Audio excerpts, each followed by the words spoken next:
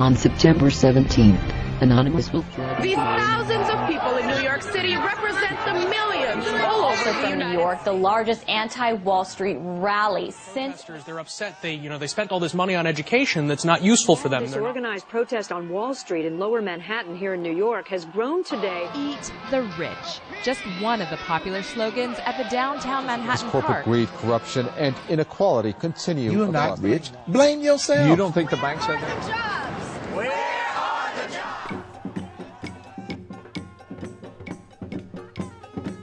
I've been here since the first hour of Occupy Wall Street, September 17th.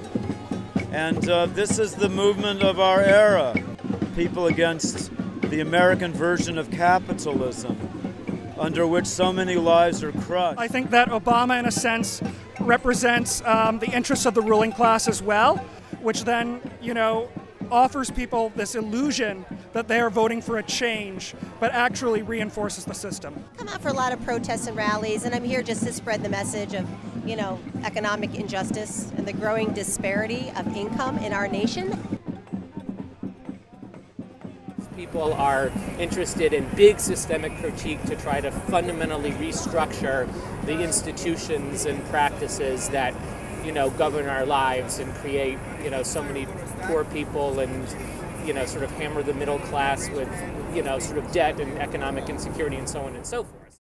Part of Occupy Wall Street's power has been in its provocation, its transgressions, its refusal to yield a park, its desire to cross a bridge en masse, to block traffic, to create encampments, to, sit in bank lobbies, to, blockade and trying to intercede in the sort of machinery of power.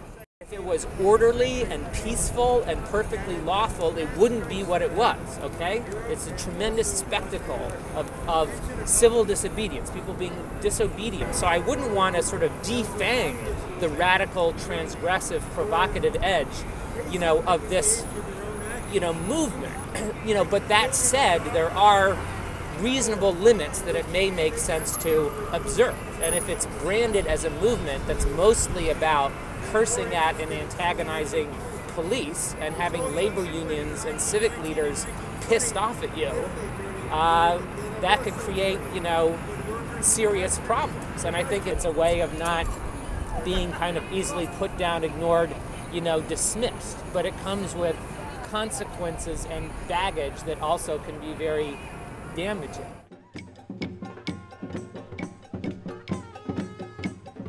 What do I think it's accomplished so far? I think it's helped to put issues that people in America don't tend to want to talk to, issues about class, wealth, and inequality, back into the popular debate. These are issues that are extremely important, and Americans are usually loath to talk about them. So I think we've helped to bring these issues back to the fore and hopefully set the stage for some real concrete change.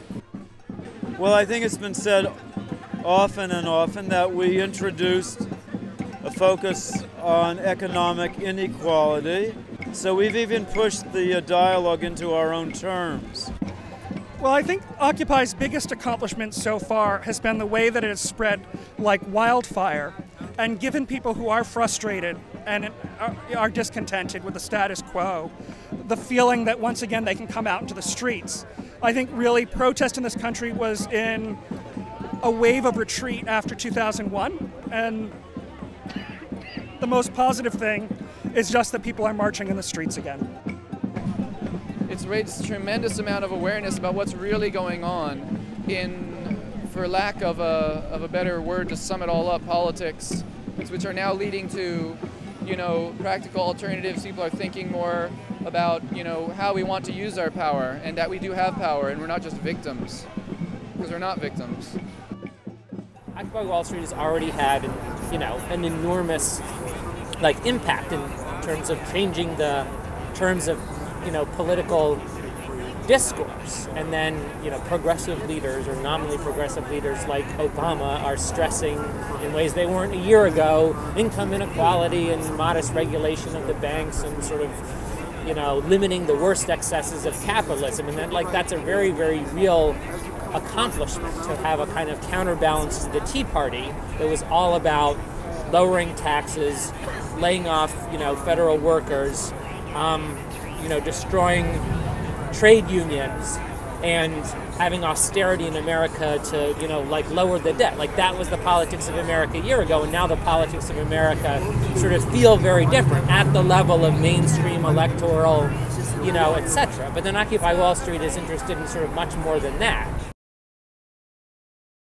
Looking at the 60s, like this sort of revolutionary impetus, and you know this, was like exponentially greater than it is today. I mean, you had in public opinion surveys 1 million college students describing themselves as revolutionary if you extrapolate from the, you know, the sort of sample set.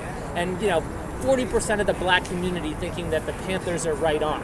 And like even under those circumstances, where the United States is taking a beating in Vietnam, a president's going down in flames, this country was very, very, very, very, very far from socialist revolution.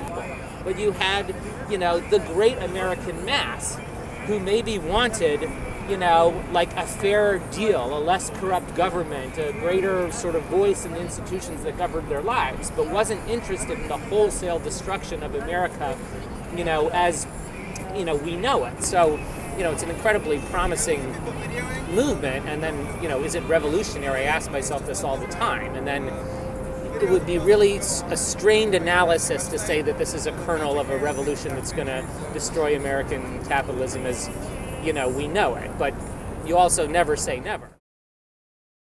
A laudable outcome would be to meaningfully introduce certain elements of social democracy into the American economy and, you know, social structure. And that would be, you know, changes like real universal health care, you know, would be revolutionary in their consequences and incredibly hard to, you know, achieve. So my thing is like, you know, aim for the stars, and if you wind up on top of Mount Everest, you know, you've accomplished an enormous amount. And you need that idealism that says another world is possible to motivate you.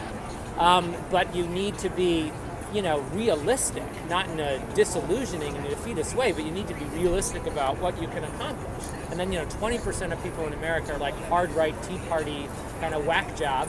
And then maybe 20% are within the broad framework of our worldview, and most everybody else is in the middle. And as a kind of ideological minority in a complex, diverse, pluralistic, regionally divided country, you cannot easily impose your will on everybody else.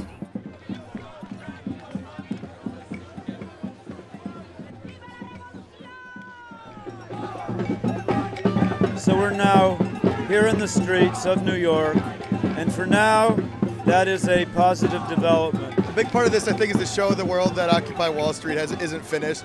We've been working all through the winter in working groups, looking forward to the spring and where we can come out and sort of make ourselves known again, push our issues back into the discourse. And so, yeah, we're out here to do that.